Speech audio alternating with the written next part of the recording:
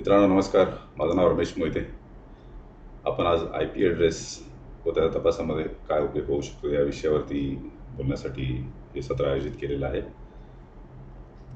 या सत्रामध्ये आपण आय पी ॲड्रेसचे विविध उपयोग, आय पी ॲड्रेस म्हणजे काय, आय पी ॲड्रेस व्हर्जन 4 म्हणजे काय, आय पी ॲड्रेस व्हर्जन 6 म्हणजे काय आणि प्रायव्हेट आय पी ॲड्रेस म्हणजे काय, पब्लिक आय पी ॲड्रेस म्हणजे काय याबद्दलची माहिती करून घेणार आहोत. निदान तुम्हाला कदाचित कल्पना असेल की कोणत्याही सायबर गुन्ह्याचा तपास हा आय पी ॲड्रेसच्या मदतीशिवाय किंवा आय पी ॲड्रेसच्या माहिती मिळाल्याशिवाय आपल्याला त्या सायबर गुन्ह्याचा तपास करता येणार नाही. क्रिस्टल क्लिअर डोक्यामध्ये मांडून ठेवा की कोणत्याही सायबर गुन्ह्याचा तपास तुम्हाला करायचा असेल, मला तो इंटरनेट बँकिंगचा कुठला फ्रॉड असेल किंवा ईमेल संदर्भात कोणत्याही प्रकारचा तपास असेल किंवा एखाद्या वेबसाईटचं हॅकिंग असेल किंवा कोणताही विशिंग कॉलचा गुन्हा असेल किंवा फिशिंगचा गुन्हा असेल, तर तुम्हाला आय पी ॲड्रेस हा केंद्रबिंदू धरूनच तपास करावा लागतो. आणि म्हणूनच याच कारणाकरिता आय पी ॲड्रेस म्हणजे काय हे माहिती असणं अत्यंत आवश्यक आहे. आय पी ॲड्रेसशिवाय कोणत्याही सायबर गुन्ह्याचा तपास करणं जवळजवळ अशक्य आहे. एखादा ईमेल कुठून आला, म्हणजे एखादा समजा फेसबुकचं कोणीतरी प्रोफाईल तयार केलं असेल फेक प्रोफाईल तयार करताना जेव्हा आपण प्रोफाईल तयार करतो तेव्हा ईमेल ॲड्रेस आपल्याला विचारला जातो, व्हेरिफिकेशनसाठी मोबाईल नंबर विचारला जातो. तर अशा वेळेला मोबाईलचा जो आय पी असतो, जो त्याच्या आय पी डी आरमध्ये आपल्याला मागवावा लागतो, त्यामध्ये आय पी असतो. ईमेल जेव्हा आपण हेडर मागवतो किंवा ईमेलचा ॲक्सेस लॉग मागवतो त्यामध्ये आय पी असतो. तो आय पीचा धागा पकडून आपल्याला पुढे त्या गुन्ह्याचा तपास करावा लागतो. त्यानंतर अनेक इंटरनेट बँकिंगचे गुन्हे जे आहेत, आर्थिक स्वरूपाचे जे गुन्हे आहेत, त्यामध्ये इंटरनेटच्या माध्यमातून वेगवेगळे ट्रान्झॅक्शन्स केले जातात. ते प्रत्येक वेळी इंटरनेटच्या माध्यमातून ट्रान्झॅक्शन ज्या वेळेला आरोपी करतो त्या वेळेला त्या संगणकाचा आय पी जो आहे, आय पी ॲड्रेस जो आहे, तो बँकेच्या सर्व्हरवर किंवा फायनान्शियल इन्स्टिट्यूशनच्या सर्व्हरवरती किंवा ई वॉलेट कंपनीच्या सर्व्हरवरती रजिस्टर होतो. आणि ते फ्रॉडुलंट ट्रान्झॅक्शन त्यांनी केलं हे दर्शवण्यासाठी तो आय पी ॲड्रेस आपल्याला मदतगार साबित होतो आणि त्या आय पी ॲड्रेसच्या माध्यमातून आपण त्या आरोपीचा तपास लावू शकतो. आता आय पी ॲड्रेस काय हे आपल्याला माहीत करून घ्यायचं असेल तर एक समान ॲनॉलॉजी मी ड्रॉ केली की दोन फोनमध्ये आपल्याला जर कम्युनिकेशन करायचं असेल, जेव्हा एका फोनवरून दुसऱ्या दोन फोनवरती संपर्क करायचा असतो त्यावेळेला तुम्हाला काय लागतं? पहिली गोष्ट इन्स्ट्रुमेंट्स लागतात, नो डाऊट अबाउट दॅट. त्यानंतर एक फिजिकल मीडियम लागतं ज्याच्याद्वारे ते केबल म्हणा किंवा MTNLने किंवा BSNLने टाकलेली लाईन असेल ती असेल, स्विचिंगचे इक्विपमेंट्स आहेत. पण त्याबरोबरच तुम्हाला लागतो त्या व्यक्तीचा नंबर. त्या व्यक्तीचा नंबर जर तुमच्याकडे नसेल तर तुम्ही त्या ठराविक व्यक्तीला फोन करू शकत नाही. आणि म्हणूनच त्या व्यक्तीचा दूरध्वनी क्रमांक हा तितकाच महत्त्वाचा असतो. आणि त्याला तुम्हाला कॉल करायचा असेल तुम्हाला स्वतःचा देखील एक दूरध्वनी क्रमांक लागतो. आणि त्यामुळे दोन दूरध्वनी क्रमांकामध्ये जर कम्युनिकेशन घडवून आणायचं असेल तर आपल्याला एक दूरध्वनी क्रमांक लागतो. याच पद्धतीने दोन संगणकांमध्ये कम्युनिकेशन होण्यासाठी तुम्हाला काय लागतं तर आय पी ॲड्रेस. जर दूरध्वनी क्रमांक दूरध्वनीसाठी लागतो तर संगणकावरती दोन्ही संगणकांमध्ये कम्युनिकेशन जर घडवून आणायचं असेल तर त्या दोन्ही संगणकांना स्वतःचा एक आय पी ॲड्रेस असणं गरजेचं आहे. नुसते संगणकच नाही, सर्व्हर म्हणा किंवा त्यांना जे कनेक्ट करणारे डिव्हायसेस असतात, जसे राउटर आहे, या सर्वांना देखील एक आय पी ॲड्रेस द्यावा लागतो. प्रिंटर तुम्ही जोडला नेटवर्कमध्ये त्याला आय पी ॲड्रेस द्यावा लागतो. स्कॅनर जर जोडला तर त्याला आय पी ॲड्रेस द्यावा लागतो, तरच तो त्या नेटवर्कमध्ये काम करू शकतो. आणि म्हणूनच आय पी ॲड्रेसचं हे महत्त्व जे आहे हे तुम्हाला माहिती असणं आवश्यक आहे.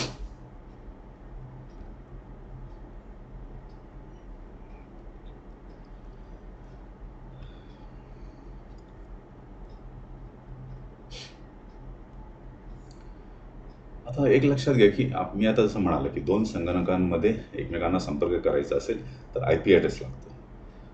हे तुम्हाला माहीत झालं तर तुम्ही असं विचाराल की जेव्हा आपण फेसबुकला, गुगलला, ट्विटरला, याहूला, स्नॅपडीलला, ॲमेझॉनला अशा अनेक प्रकारच्या वेबसाईट्स आपण व्हिजिट करतो, आपण कुठे आय पी ॲड्रेस टाईप करतो त्यामध्ये.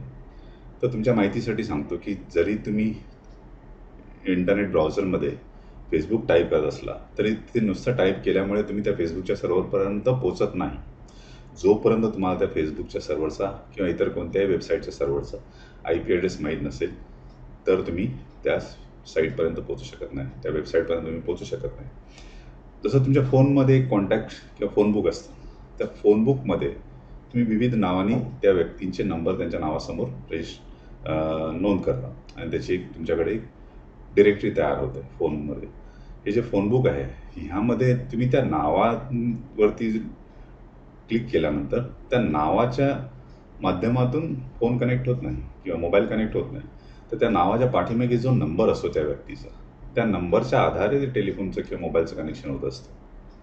परंतु आपण मानवजात, मनुष्य प्राणी हा कोणतेही आकडे लक्षात ठेवण्यासाठी अत्यंत त्याची मेमरी कमकुवत असते. कोणताही मोठा आकडा जर तुम्हाला लक्षात ठेवायला सांगितला, जसं की तुमच्या बँक अकाउंटचा नंबर, तर तुमच्या लक्षात राहत नाही.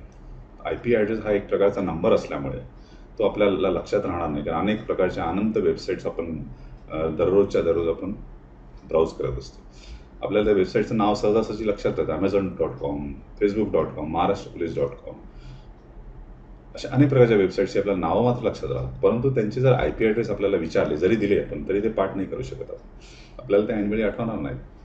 आणि म्हणूनच अशा प्रकारची, जशी फोन तुमच्या मोबाईलमध्ये फोन बुक आहे, तशाच प्रकारचं इंटरनेटच्या विश्वामध्ये एक IP ॲड्रेसचं बुक आहे, ज्याला म्हटलं जातं DNS server, domain name server. तर हा डोमेन नेम सर्व्हर कुठं असतो? हा डोमेन नेम सर्व्हर हा जो तुमचा इंटरनेट सर्व्हिस प्रोव्हायडर आहे त्याच्या नेटवर्कमध्ये किंवा त्याच्या इमारतीमध्ये तो असतो.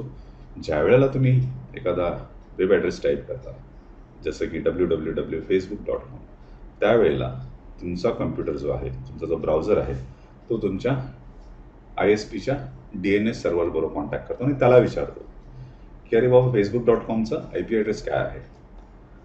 तो DNS सर्व्हर, त्याच्याकडे जगातल्या जवळजवळ सर्व वेबसाईट्सच्या IP ॲड्रेसची माहिती असते. तो तिथला IP ॲड्रेस काढून तुमच्या ब्राउझरला देतो आणि तुमचा ब्राउझर तो IP ॲड्रेस घेऊन फेसबुकच्या सर्व्हरपर्यंत पोहोचतो. हे सर्व क्षणार्धात होतं, तुम्हाला लक्षातही येत नाही की हे कधी झालं आणि पटकन तुमची ती वेबसाईट देखील ओपन होते.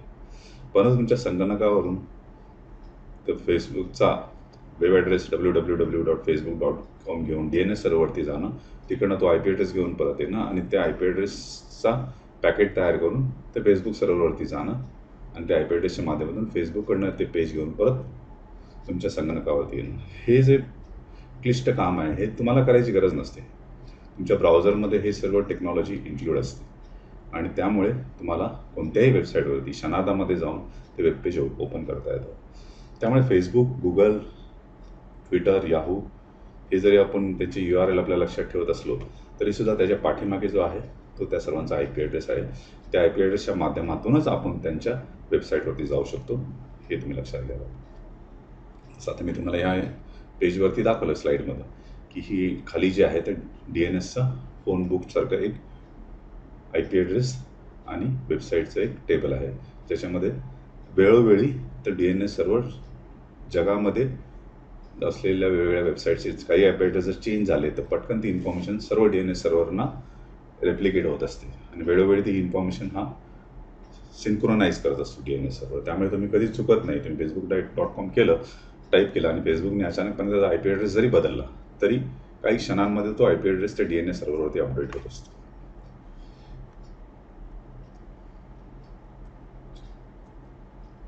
आता एक लक्षात घे की IP ॲड्रेसमुळे आपण इंटरनेटवरील संगणक ओळखू शकतो, म्हणून आपल्याला IP ॲड्रेस तपासामध्ये महत्त्वाचं असतं. कारण त्या संगणकाच्या पाठीमागे जी व्यक्ती आहे, त्याला इंग्लिशमध्ये आपण म्हणायला हरकत नाही की attaching a human figure to the machine.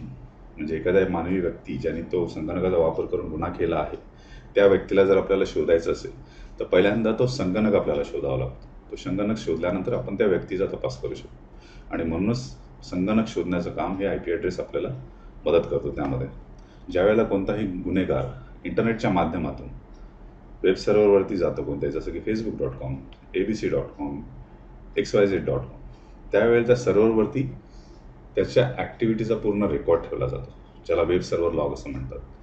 त्या ॲक्टिव्हिटीमध्ये काय काय मेन्शन असतं, एक मी थोडक्यात तुम्हाला एक असं टेबल दिलेलं आहे. या पद्धतीची माहिती त्या सर्व्हर लॉगमध्ये असते. ही आपल्यासाठी महत्त्वाची माहिती असल्यामुळे हे फक्त मी 4 कॉलम्स घेतले, परंतु याच्या व्यतिरिक्त अतिरिक्त माहिती देखील त्यामध्ये उपलब्ध असते. आपल्या दृष्टीने उपयुक्त माहिती कोणती, की कोणत्या IP ॲड्रेसवरून तो क्रिमिनल आला, तो गुन्हेगार आला, तर ही जी माहिती असते त्या गुन्हेगाराच्या संगणकाचा IP ॲड्रेस जो असतो तो त्या वेब सर्व्हरच्या लॉगमध्ये सोर्स IP ॲड्रेस या कॉलममध्ये आपल्याला पाहायला मिळतो. डेस्टिनेशन IP ॲड्रेस हा त्या सर्व्हरचा असतो, ज्या सर्व्हर तो क्रिमिनल आला, जसं Facebook.com किंवा ABC.com जे तुम्हाला सांगितलं. तो जवळजवळ त्या वेब सर्व्हर लॉगमध्ये सेमच दिसेल तुम्हाला. परंतु जो गुन्हेगार आला त्याच्या व्यतिरिक्त इतरत्र अनेक काही लोक आलेले असतील. त्यामध्ये त्यांनी केलं एक प्रकारचं कृत्य, तर ते कसं ओळखायचं, तर ते ॲक्शनच्या कॉलममध्ये आपल्याला पाहायला मिळतं की ते जो कोणी इकडे आला त्यांनी जर समजा ती वेबसाईट हॅक केली असेल, तर त्यांनी वेबसाईट हॅक करताना जे काही उपद्व्याप केले असतील, जे काही कमांड्स दिले असतील, ते सर्व ॲक्शन या कॉलममध्ये मिळून येतात. आणि ते दिवस आणि वेळ याच्या आधारे आपण त्याची ॲक्टिव्हिटी ट्रॅक करू शकतो किंवा त्याचा IP ॲड्रेस आपण त्या वेब सर्व्हरच्या पूर्ण मोठ्या डेटाबेसमधनं काढू शकतो आणि त्याच्यापर्यंत आपण पोचू शकतो. तर IP ॲड्रेस बेसिकली त्या आरोपीपर्यंत पोहोचण्याचा एक तपासाचा दुवा आहे. त्यामुळे आपल्या दृष्टीने IP ॲड्रेस अत्यंत महत्त्वाचा असतो. आता IP ॲड्रेसचे 2 प्रकार आहेत, प्रायव्हेट IP ॲड्रेस आणि पब्लिक IP ॲड्रेस. आता यामध्ये फरक काय आहे, तुम्हाला ह्याच्या पाठीमागची थोडी जर पार्श्वभूमी सांगायची झाली तर IP ॲड्रेस हे 2 प्रकारामध्ये 2 व्हर्जन्समध्ये येतात. एक IP ॲड्रेस व्हर्जन 4 आणि IP ॲड्रेस व्हर्जन 6. जेव्हा इंटरनेटचा उदय झाला 1980च्या काळामध्ये, त्यावेळेला इंटरनेटचा वापर हा सर्वसामान्य लोक करतील असं कदापिही गृहीत धरण्यात आलेलं नव्हतं. असं कधी त्यांना वाटलंही नव्हतं शास्त्रज्ञांना की इंटरनेटचा वापर हा घरोघरी होईल किंवा दैनंदिन जीवनामध्ये इंटरनेटचा वापर केला जाईल. आणि म्हणून त्यांनी IP ॲड्रेसची संख्या जी आहे ती अशी गृहीत धरली की त्यांना वाटलं ही पुरेशी ठरेल आपल्याला. तर IP व्हर्जन 4 हा त्यावेळेला अस्तित्वात आला आणि त्या IP व्हर्जन 4 हा त्याला 32 बिट ॲड्रेसिंग असं म्हटलं जातं. तर त्याच्या आधारे जगामध्ये एकमेव IP ॲड्रेसेस असे किती निर्माण होऊ शकतात, तर असे साधारणतः 400 कोटीपर्यंत IP ॲड्रेसेस निर्माण होऊ शकतात IP व्हर्जन 4च्या आधारे. परंतु झालं काही दिवसेंदिवस इंटरनेटचा वापर एवढ्या मोठ्या प्रमाणामध्ये व्हायला लागला की दैनंदिन जीवनामध्ये आज मोबाईलवर चालता आपण इंटरनेटचा वापर करतो. WhatsApp, emails, Facebook status, LinkedIn, Twitter, खरेदी करणं, बँकेचे व्यवहार करणं, सर्व काही आपण मोबाईलवरून इंटरनेटच्या माध्यमातून करत असतो आणि त्या प्रत्येक ॲक्टिव्हिटीला आपल्याला IP ॲड्रेस लागतो. असं प्रत्येकाला अनेक IP ॲड्रेसेस दिवसभरामध्ये लागतात.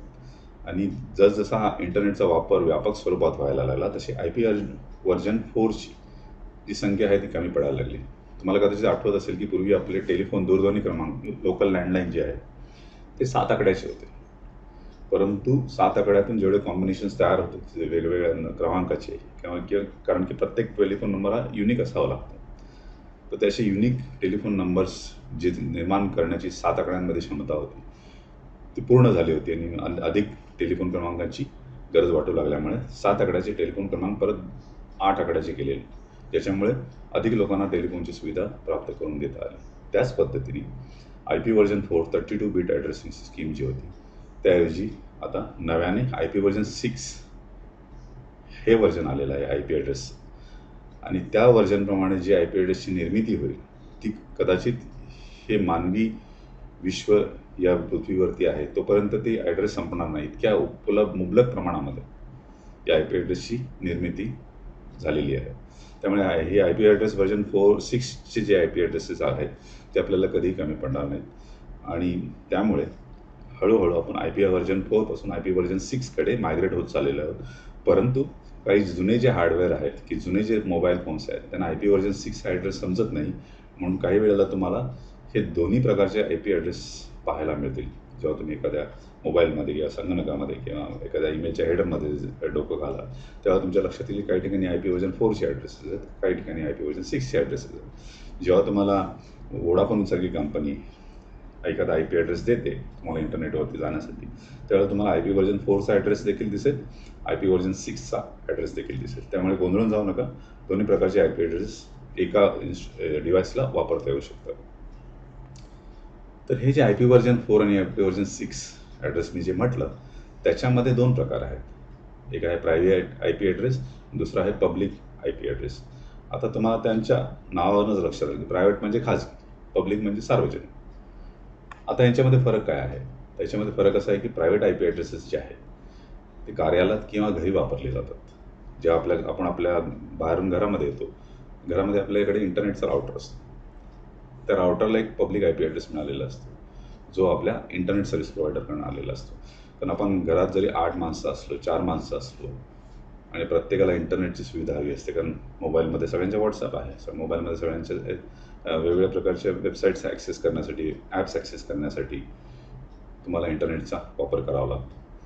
अशा वेळेला इंटरनेट जाण्यासाठी जो पब्लिक आय पी ॲड्रेस लागतो, तो प्रत्येकाला जर इंडिव्हिज्युअल घ्यायचा ठरवला आपण, तर प्रत्येकाचं वेगवेगळं कॉस्ट आपल्याला द्यावे लागेल इंटरनेट सर्व्हिस प्रोव्हायडरला. त्यामुळे आपण फक्त एकच कनेक्शन घेतो, एकच वायर आपल्या घरात येते इंटरनेटची, ती आपल्या राउटरला जोडलेली असते. त्या राउटरच्या माध्यमातून आपण सर्वजण त्या एका पब्लिक आय पी ॲड्रेसचा वापर करून इंटरनेटवरती जात असतो. परंतु शेवटी आपलं डिव्हाइस म्हणजे मोबाईल फोन असेल, संगणक असेल, लॅपटॉप असेल, आयपॅड असेल, आणखी काही तुमच्याकडे मोबाईल डिव्हाइस असतील घरामध्ये, तर ते जर राउटरशी कम्युनिकेट करायचं असेल त्यांना, कारण शेवटी राउटरच्या माध्यमातून त्यांना इंटरनेटवर जायचं आहे. परंतु राउटर हा देखील एक डिव्हाइस आहे आणि त्यालासुद्धा कनेक्ट करायचं असेल तर तुम्हाला आय पी ॲड्रेस पाहिजे. राउटरला स्वतःला देखील एक आय पी ॲड्रेस असतो आणि त्यामुळे तुमच्या मोबाईलला जर इंटरनेटवर जायचं असेल, तुमच्या मोबाईलला तात्पुरत्या स्वरूपात कोणता तरी आय पी ॲड्रेस पाहिजे असतो, जो त्याला तात्पुरत्या स्वरूपामध्ये राउटरपर्यंत घेऊन जाईल. राउटरपर्यंत एकदा गेल्यानंतर राउटर तुम्हाला पुढे इंटरनेटवरती पब्लिक आय पी ॲड्रेसच्या माध्यमातून घेऊन जाऊ शकतो आणि अशा वेळेला तुम्हाला जो आय पी ॲड्रेस दिला जातो राउटरकडून, त्या आय पी ॲड्रेसला म्हणतात प्रायव्हेट आय पी ॲड्रेस. तो प्रायव्हेट आय पी ॲड्रेस कुठून कुठपर्यंत वापरला जातो? तुमच्या डिव्हाइसपासून तुमच्या राउटरपर्यंत. तुम्ही जेव्हा वायफाय तुमचं कनेक्ट होतं मोबाईल फोनचं, त्यावेळेला तुमच्या मोबाईल डिव्हाइसपासून त्या राउटरपर्यंत जो आय पी ॲड्रेस दिला जातो तो प्रायव्हेट आय पी ॲड्रेस असतो आणि राउटरपासून इंटरनेटवर कोणत्याही वेबसाईटवर जाण्यासाठी जो वापरला जातो तो पब्लिक आय पी ॲड्रेस असतो. त्यामुळे इंटरनेटवरती जो वापरला जातो तो पब्लिक आय पी ॲड्रेस घरातल्या घरात किंवा कार्यालयात अनेक कॉम्प्युटर्स एकमेकाला जोडण्यासाठी जे वापरले जातात त्यांना प्रायव्हेट आय पी ॲड्रेस असं म्हणतात. तर आय पी ॲड्रेसच्या प्रकारामध्ये आपण हे दोन्ही आय पी ॲड्रेस बघितले, हे पूर्ण त्याची जिस्ट आहे. दुसरा एक महत्त्वाचा फरक म्हणजे I P address, private I P address हा फ्री असतो. तो वापरण्यासाठी तुम्हाला कोणाला पैसे देण्याची गरज नसते. भले तुम्ही कार्यालयात 2000, 200, 500, 800 कितीही कॉम्प्युटर जोडा. तर प्रायव्हेट आय पी ॲड्रेसची रेंज जी आहे ती वापरली तर तुम्हाला त्या वापरण्यासाठी तुम्हाला कोणत्याही प्रकारचे पैसे भरायला लागत नाही, कम्प्लिटली फ्री असतो.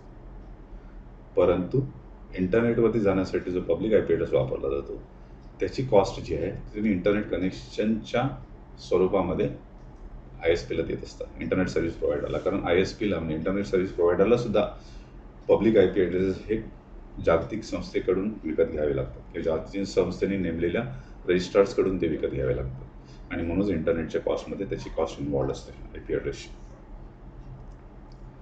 आय पी ॲड्रेसचं, प्रायव्हेट आय पी ॲड्रेसचं नियंत्रण हे खाजगी स्वरूपावर करता येतं. म्हणजे तुमची जर कंपनी असेल तर तुमच्या कंपनीमध्ये एक नेटवर्क ॲडमिनिस्ट्रेटर असतो, तो ठरवतो की आय पी ॲड्रेस कोणाला कुठला द्यायचा आणि कारण तो नेटवर्कवरती त्याचं नियंत्रण नसतं. मग तो प्रत्येक जे काही कम्प्युटर्स त्याला जोडलेले असतील कार्यालयामध्ये त्यांना कुठला आय पी ॲड्रेस रेंज द्यायची, कोणाला कुठला आय पी ॲड्रेस द्यायचा, प्रिंटरला कुठला आय पी ॲड्रेस द्यायचा, स्कॅनरला कुठला द्यायचा, सर्व्हरला कुठला द्यायचा, फायरवॉलला कुठला द्यायचा. तर हे सर्व काम हे नेटवर्क ॲडमिनिस्ट्रेटर करत असतो. घरामध्ये आपण ते करतो का? नाही करत. घरामध्ये हे काम कोण करतं? आपल्या घरामधला जो राउटर आहे त्याच्यामध्ये एक प्रोटोकॉल आहे ज्याला म्हटलं जातं DHCP, dynamic host configuration protocol. हा डायनामिक होस्ट कॉन्फिगरेशन प्रोटोकॉल जेव्हा तुम्ही त्या राउटरच्या वायफायच्या रेंजमध्ये येता तेव्हा तो पटकन तुम्हाला डिटेक्ट करतो. तुमचा युजरनेम पासवर्ड तुमच्या इन्स्ट्रुमेंटमध्ये सेव्ह केलेला राउटरचा युजरनेम पासवर्ड तो मॅच झाला की तो तुम्हाला तो आय पी ॲड्रेस देऊन टाकतो आणि ऑटोमॅटिकली तुम्ही घरात आल्या वायफायला कनेक्ट होतो. पब्लिक आय पी ॲड्रेसचं नियंत्रण कोण करतं? INA, internet assigned number authority. ही जागतिक संस्था जगातल्या सर्व आय पी ॲड्रेसचं नियंत्रण करते. प्रायव्हेट आय पी ॲड्रेस घरामध्ये आपण जो वापरतो, कार्यालयात जो वापरतो, तो कशासारखा असतो? त्याची जर ॲनॉलॉजी मला ड्रॉ करायची झाली तर प्रायव्हेट आय पी ॲड्रेस हा इंटरकॉमसारखा असतो. जसं एखाद्या कार्यालयामध्ये आपण इंटरकॉमचा वापर करतो, कशासाठी करतो? तर MTNL किंवा BSNL यांच्याकडून जे काही कम्युनिकेशन आलेलं आहे दूरध्वनीचं, त्या कम्युनिकेशनचा वापर जो आहे तो कार्यालयातील सर्व कर्मचाऱ्यांना करता यावा. समजा MTNL तुमच्याकडे एक टेलिफोनचं कनेक्शन आलं, तुमच्या कार्यालयामध्ये 20-25 कर्मचारी आहेत, तर सर्व कर्मचाऱ्यांना त्यांच्या डेस्कवरती इंटरकॉम लागतो. कारण त्या इंटरकॉमचा वापर जो आहे तो कंपनीच्या बिझनेसच्या कामासाठी त्यांना वारंवार करावा लागतो. त्यामुळे प्रत्येकाच्या डेस्कवरती तुम्ही ठरवलं की टेलिफोन ठेवायचा. MTNL कडनं तुम्ही तेवढ्या लाईन घेणार का 20 किंवा 25? प्रत्येकाला वेगळी लाईन घेणार का? नाही घेणार. तुम्ही काय करणार, एक लाईन घेणार किंवा 2 लाईन घेणार किंवा 3 लाईन घेणार आणि त्या 2-3 लाईन्स ज्या आहेत त्या EPBX ना प्रायव्हेट एक्सचेंज ज्याला आपण म्हणतो त्याच्या माध्यमातून त्या 2 किंवा 3 किंवा त्या 1 लाईन सर्व लोकांना तुम्ही डिस्ट्रीब्यूट करणार आणि त्यांनासुद्धा कम्युनिकेशन करण्यासाठी इंटरकॉमचे नंबर द्यायला, एक्सटेन्शन नंबर ज्याला आपण म्हणतो. जसं ह्या केसमध्ये 81 83 86 91 हे जे इंटरकॉमचे जे नंबर्स दिलेले आहेत हे तुम्ही दिलेले आहेत, MTNLने दिलेले आहेत. याचं नियंत्रण पूर्ण तुमच्याकडे आहे. सो प्रायव्हेट IP ॲड्रेस हा त्या एक्सटेन्शन नंबरसारखा असतो आणि वरती जो नंबर दिलेला आहे तुम्हाला 283 45 678 हा जो नंबर आहे हा पब्लिक नंबर आहे. हा नंबर असल्याशिवाय तुम्हाला कोणत्याही प्रकारचा कॉल करता येणार नाही किंवा कोणत्याही प्रकारचा कॉल घेता येणार नाही. त्यामुळे हे जे प्रायव्हेट आणि पब्लिक IP ॲड्रेसेस जे समांतर आपण एक एनॉलॉजी ड्रॉ केली ती अगदी ह्या प्रायव्हेट ब्रँच एक्सचेंजसारखी आहे. त्याच्यामध्ये MTNLकडनं एक पब्लिक नंबर घेतला आणि बाकीचे इंटरकॉमचे नंबर, एक्सटेन्शन नंबर जे आहे ते प्रायव्हेट IP ॲड्रेससारखे आपण कार्यालयामध्ये वापरतो. त्याची मी तुम्हाला सांगितलं की ISP-कडनं 103.24.5.136 हा IP ॲड्रेस आपल्याला मिळाला. आपल्या कार्यालयातील कर्मचाऱ्यांना आपण 192.168च्या रेंजमधला प्रायव्हेट IP ॲड्रेसची वाटणी करून दिली, म्हणजे राउटरने दिली आणि त्या IP ॲड्रेसच्या माध्यमातून हे जे बाकीचे जे डिव्हायसेस आहेत, कम्प्युटर आहे, मोबाईल फोन्स आहेत, प्रिंटर आहे, लॅपटॉप आहे, हे सर्व राउटरपर्यंत जातात आणि राउटरकडून तो पब्लिक IP ॲड्रेस घेऊन ते पुढे निघून जातात. तर ही प्रायव्हेट IP ॲड्रेसची रेंज आहे. तर ह्या जे IP ॲड्रेसेस ह्या रेंजमध्ये दिलेले आहेत, जसं 10.0.0.0 ते 10.255.255.255 ही जी रेंज आहे किंवा 172 पासून सुरू होणारी रेंज आहे, 192 पासून सुरू होणारी रेंज आहे, यामध्ये येणारे जे IP ॲड्रेसेस आहेत हे इंटरनेटवरती कधी वापरले जात नाहीत किंवा इंटरनेटवरती कुठल्या सर्व्हरला दिले जात नाहीत. त्या IANA म्हणजे इंटरनेट असाइन नंबर ऑथॉरिटीने खास राखीव करून ठेवलेले आहेत. फक्त कार्यालयामध्ये, घरांमध्ये किंवा प्रायव्हेट नेटवर्क मग तयार करण्यासाठी वापरले जातात. लॅन ज्याला आपण म्हणतो, लोकल एरिया नेटवर्क, त्यामध्ये वापरण्यासाठी हे IP ॲड्रेसेस तयार केलेले आहेत. हे रिझर्व केलेले IP ॲड्रेसेस आहेत. ते इंटरनेटवरती याचा वापर होत नाही. तर कोणत्या ईमेल लेटरमध्ये हे जर तुम्हाला IP ॲड्रेसेस आढळले तर कृपा करून त्याचा ISP शोधण्याचा प्रयत्न करू नका, कारण त्याचा ISP कोणीच नसतो. कुठल्या ISPला हे IP ॲड्रेसेस दिलेले नाही आहेत. हे लॅनचे IP आहेत, लोकल एरिया नेटवर्कमध्ये, कार्यालयातले इंटरनल आहेत, एक्सटेन्शन नंबरसारखे आहेत. कोणत्या एक्सटेन्शन नंबरवरून तुम्ही कोणत्याही कोणत्याही लँडलाईनचा शोध काढू शकता?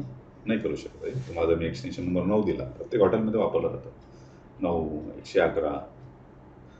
त्यामुळे ह्याचा वापर करून तुम्ही कोणत्याही ISPचा शोध घेण्याचा प्रयत्न करू नका. तर हल्लीच नजीकच्या काळामध्ये IANAने 100.64.0.0 ह्या IP ॲड्रेसेससुद्धा रिझर्व करून ठेवले. याचं कारण असं आहे की मोबाईल कंपन्यांचे ग्राहक किती असतात, करोडोमध्ये असतात ग्राहक. वोडाफोनचा एक्झाम्पल, करोडो ग्राहक असतील वोडाफोन. मी तुम्हाला सांगितली IP ॲड्रेसची संख्या जी आहे अत्यंत कमी स्वरूपात उपलब्ध आहे आणि ती सुद्धा पैसे द्यावे लागतात त्याला, पब्लिक IP ॲड्रेसेसला. तर असे जर गृहीत धरा की वोडाफोनचे 10 कोटी कस्टमर भारतामध्ये आहेत. आपल्या 130 कोटीच्या लोकसंख्येच्या देशामध्ये 10 कोटी वोडाफोनचे ग्राहक असणं अशक्य कोटीतली गोष्ट नाही, शक्य आहे. तर हे 10 कोटी ग्राहकांना IP ॲड्रेस द्यायचा झाला वोडाफोनला, तर 10 कोटी IP ॲड्रेसेस विकत घ्यावे लागतील. एवढे IP ॲड्रेसेस विकत घेणं किंवा एवढे IP ॲड्रेसेस त्याला विकत मिळणं हे देखील अशक्य कोटीतली गोष्ट आहे. त्यामुळे वोडाफोन काय करते की जसं आपल्या घरामध्ये राउटरच्या पाठीमागे आपण जे लोक असतो 7-8 लोक, त्या लोकांना प्रायव्हेट IP ॲड्रेसेस दिले जातात. राउटरपर्यंत मात्र काय आहे तो पब्लिक IP ॲड्रेस. मग या कंपन्यांनी काय केली की हा राउटर जो आपल्या घरात आहे तो त्यांनी आपल्या कंपनीमध्ये घेतला आणि एका राउटरच्या माध्यमातून अनेक ग्राहकांना त्यांनी प्रायव्हेट IP ॲड्रेसच्या माध्यमातून जोडायला सुरुवात केली. आणि तो जो राउटर आहे ज्याच्या माध्यमातून, जसं आपल्या घरात एक खाजगी नेटवर्क तयार झालं तसं मोबाईल कंपन्यांनी त्यांचं खाजगी नेटवर्क त्यांच्या कंपनीतून सुरू केलं. आणि तुम्हाला आपण होस्ट आणि कम्प्युटर्स म्हणजे डिव्हायसेस दाखवलेलं आहे त्या IP ॲड्रेसच्या माध्यमातून किती होस्ट तयार करता येऊ शकतात. तुम्ही बघितलं असेल की 10चं जे नेटवर्क आहे त्याच्या माध्यमातून 1,67,00,000 कस्टमर एका IP ॲड्रेसच्या माध्यमातून तयार करता येऊ शकतात एका रेंजमधून. म्हणजे याचाच अर्थ मोबाईल कंपन्यांना त्यांचं नेटवर्क जर एक्सटेंड करायचं असेल, वाढवायचं असेल आणि पब्लिक आय पी ॲड्रेसची संख्या त्यांच्याकडे कमी आहे, कमी असतेच मुळात, तर ते अशा वेळेला हे जे आपल्या घरचा राउटर आहे तो त्यांच्या कंपनीमध्ये मोठा राउटर असतो, त्याच्या आधारे प्रायव्हेट आय पी ॲड्रेसचा वापर करून ते कस्टमर्सना इंटरनेटचं कनेक्शन देत असतं. आता तुम्ही एक लक्षात घ्या की 10, 172, 192 हे आय पी ॲड्रेस आपण घरात देखील वापरतो आणि तेच आय पी ॲड्रेस जर आपण त्या मोबाईल कंपन्यांनी 10, 172, 192च्या रेंजमधले त्यांच्या प्रायव्हेट नेटवर्कमध्ये वापरले तर कॉन्फ्लिक्ट येऊ शकतात, संघर्ष निर्माण होऊ शकतो त्यांचा. आणि आपला आय पी ॲड्रेस जर सेम असेल घरातला तर इंटरनेट चालणार नाही. आणि म्हणूनच आयना या संस्थेने 100.64.0.0 हे आय पी ॲड्रेस त्यांच्यासाठी खास रिझर्व करून ठेवलेले आहेत. त्याला CG NAT, career grade network address translation असं क्लासिफाय करून त्यांना दिलेलं आहे. CG NATमध्ये मी तुम्हाला जसं सांगितलं की जो राउटर आपल्या घरी होता तसाच राउटर पण मोठ्या स्वरूपामध्ये इंटरनेट सर्व्हिस प्रोव्हायडरच्या बिल्डिंगमध्ये असतो. जसं आता तुम्ही जर बघितलं जे 3 दाखवलेत हे राउटर्स आहेत बेसिकली मोठ्या स्वरूपातले.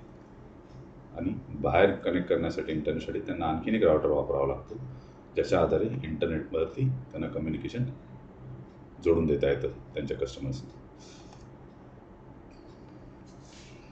तर या स्लाईडमध्ये तुम्ही जर बघितलं तर खाली मी एक एक्सेल शीट दाखवलेली आहे.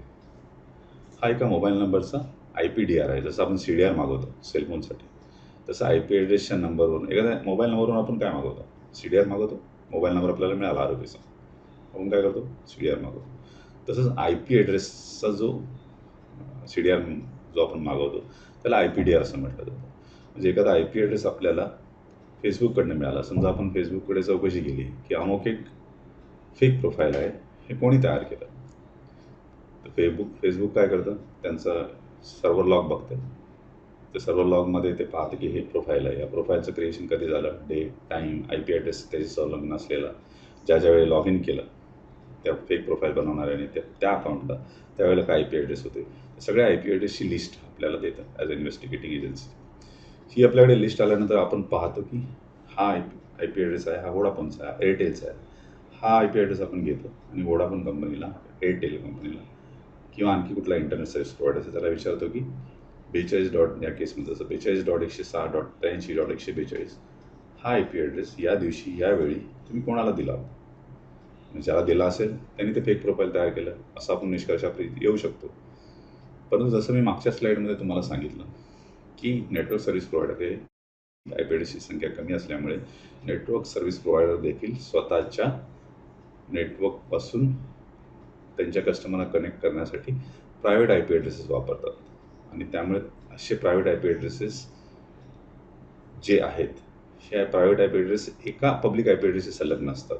आणि हे प्रायव्हेट IP ॲड्रेसेस जे असतात ते अनेक लोकांना वाटले जातात त्या रेंजमध्ये.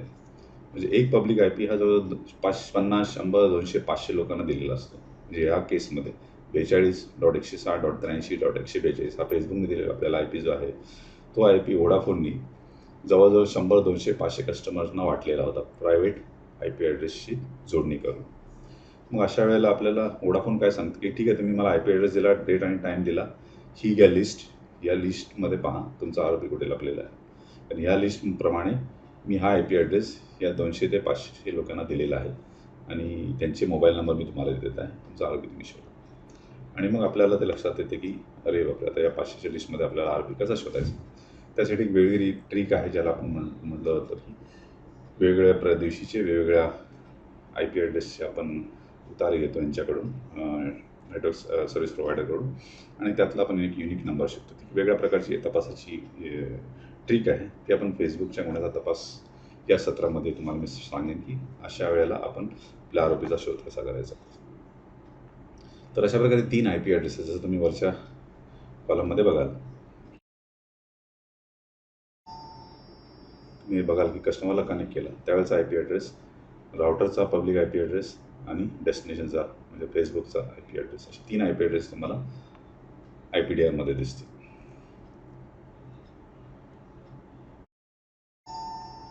IP व्हर्जन 6 आणि IP व्हर्जन 4 यामध्ये काय फरक आहे किंवा ते कसे ओळखायचे?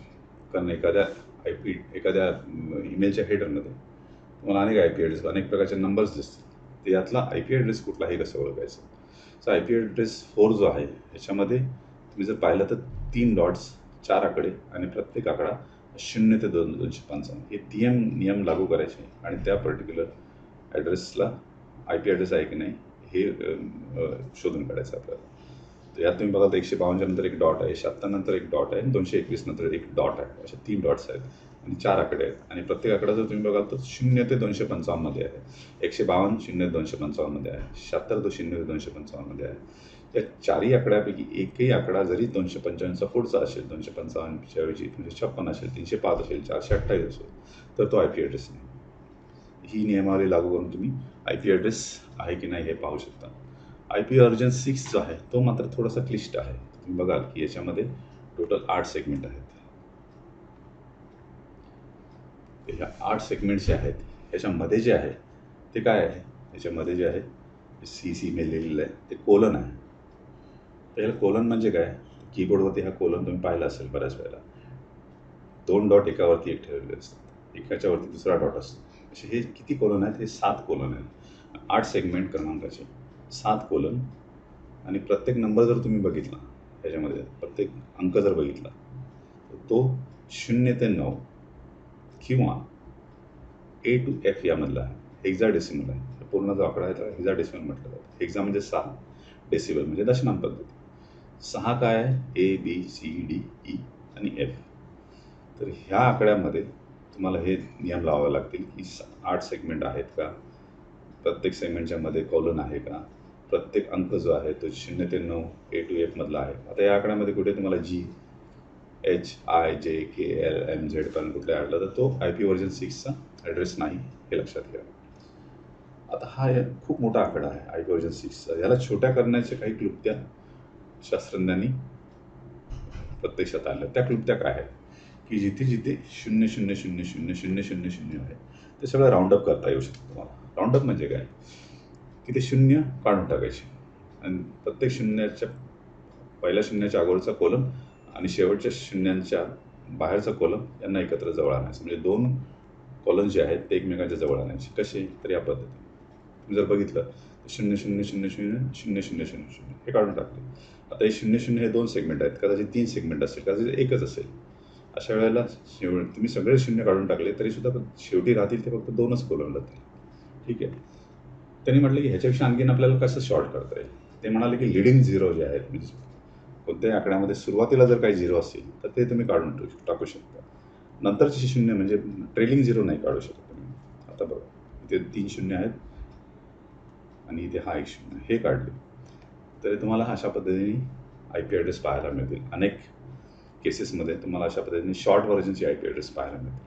शॉर्ट व्हर्जनचे आय पी ॲड्रेस हे आपल्या मानवी रिडिंगसाठी आहेत. शॉर्ट दिसलं तर दिसायला बरं दिसतं, परंतु ते जेव्हा डिव्हायसेसच्या माध्यमातून पुढे जात असतात त्यावेळेला मात्र त्यांचं एक्सपान्शन होतं आणि प्रत्येक डिव्हाइसला किंवा प्रत्येक कम्प्युटरला किंवा प्रत्येक सर्व्हरला हे आय पी व्हर्जन 6चं लाँग फॉर्म किंवा त्याला शॉर्ट फॉर्म लाँग फॉर्म म्हणून शॉर्ट फॉर्मपासून लाँग फॉर्म कसा करायचं हे माहीत असतं आणि त्यामुळेच हे इंटरनेटचं कम्युनिकेशन हे सुलभरित्या अशा पद्धतीने होत राहतं. तुमच्या संगणकाचा जर प्रायव्हेट आय पी ॲड्रेस तुम्हाला शोधायचा असेल तर तुम्हाला पहिल्या ओळीमध्ये मी जो दिलेला आहे कमांड तो सी प्रॉम्प्टमध्ये जाऊन तो कमांड द्यावा लागतो. तो कमांड काय आहे? ipconfig /all आणि त्यानंतर तुम्ही एंटर मारलं तर खाली जी इन्फॉर्मेशन तुम्हाला दिसेल ती तुम्हाला दिसेल. तर ह्याच्यामध्ये तुम्ही जर बघाल Ethernet adapter local area connection हे जे आहे हा जो पार्ट आहे ह्याच्या खाली असलेली जी काही इन्फॉर्मेशन आहे ही इन्फॉर्मेशन तुम्हाला पाहिजे.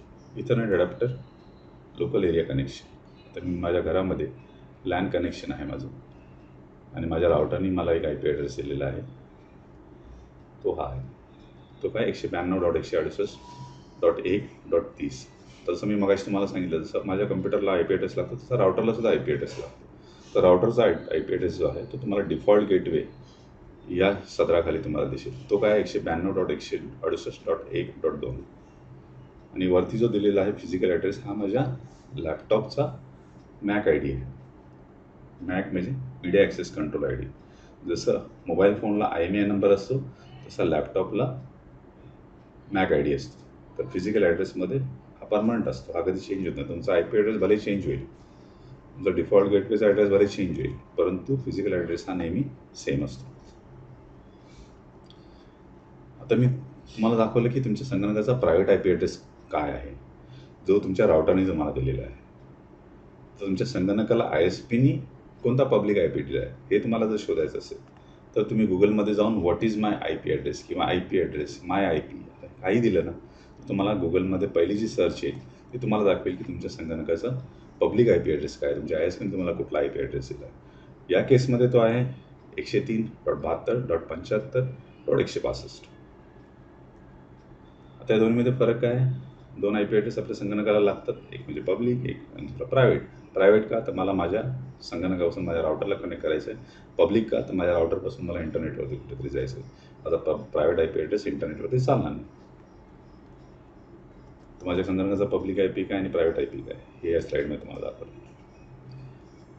या केसमध्ये तुम्हाला आय पी ॲड्रेस मिळतो आर पीच्या संगणकाला. ईमेलच्या हेडरमध्ये मिळेल, सर्व्हरच्या लॉग्समध्ये मिळेल, फेसबुककडनं तुम्हाला ती माहिती मिळेल, इंस्टाग्रामकडून मिळेल आणि तपासामध्ये अनेक इंटरनेट ट्रान्झॅक्शनमध्ये मिळू शकतो आय पी ॲड्रेस. तर असे आय पी ॲड्रेस तुम्ही पाहिल्यानंतर हा आय पी ॲड्रेस कोणाचा आहे हे तुम्हाला बघून सांगता येणार नाही. त्यासाठी इंटरनेटवरती असलेल्या हुईज वेबसाईटचा वापर तुम्हाला करावा लागेल. त्या हुईज वेबसाईटच्या माध्यमातून तुम्हाला तो आय एस पी कोण आहे तो शोधावा लागेल, internet service provider R O पीचा. कारण आर ओ पीचा आय पी ॲड्रेस मिळाला म्हणजे आर ओ पीला आय पी ॲड्रेस त्याच्या आय एस पीने दिलेला असणार आहे. तो आर ओ पी जर इंडियातला असेल तर इंडियातला आय एस पी असेल, बाहेरून कोणी गुन्हा केला असेल आर ओ पीने तर तो आय एस पी बाहेरचा असू शकतो. त्याच्यामध्ये अनेक बाकी संकल्पना आहेत. प्रॉक्सी आय पी ॲड्रेस आहे, आय पी ॲड्रेस स्पूफिंग आहे, ज्याच्यामध्ये जरी भारतामध्ये राहणारा व्यक्ती असेल तर स्वतः आय पी ॲड्रेस लपवून तो दुसऱ्या देशातल्या आय पी ॲड्रेसच्या माध्यमातून तो टार्गेटवरती जाऊ शकतो. ते proxy server I P address ज्याला म्हणतात. ती संकल्पना आपण पुढच्या आय पी ॲड्रेस सेशनमध्ये घेऊ की कसा लपवला जातो, कसं शोधायचं की तो प्रॉक्सी सर्व्हर आहे का ओरिजिनल सर्व्हर आहे की ओरिजिनल आय पी ॲड्रेस आहे, ते आपण पुढच्या सत्रामध्ये पाहू. सध्या एक लक्षात घ्या की कुठल्याही आय पी ॲड्रेसच्या आय एस पीची जर माहिती काढायची असेल तर आपल्याला हुईज लुकअप, हुईज जर टाकलं तुम्ही गुगलमध्ये तशा शेकडो वेबसाईट्स आहेत जी ही सुविधा पुरवतात की आय एस पी कोण आहे सांगण्याची. मी जी टूल वापरतो तिचं नाव आहे huiz.domaintools.com. आणि ह्याच्यामध्ये मला आय पी व्हर्जन 4 आणि आय पी व्हर्जन 6 हे दोन्हीचे आय एस पी मला मिळतात. तर हे तुम्ही इथे जर पाहिलं की त्यामध्ये मी आय पी ॲड्रेस टाकल्यानंतर मला जी माहिती मिळाली त्यामध्ये आय एस पीचं नाव आणि पत्ता आहे, हा माझ्या स्वतःच्या आय एस पीचा आय पी ॲड्रेस आहे माझ्या संगणकाला दिलेला. आता केबलवाला असल्यामुळे त्याचं नाव तिथे आलं आहे, त्याचं ईमेल आय डी आलेला आहे, त्याचा कॉन्टॅक्ट सेलफोन नंबर आला आहे आणि वरती त्याचा ॲड्रेस आहे. तर अशा पद्धतीने तुम्ही हुईजच्या माध्यमातून आय पी ॲड्रेसचा आय एस पी शोधू शकता.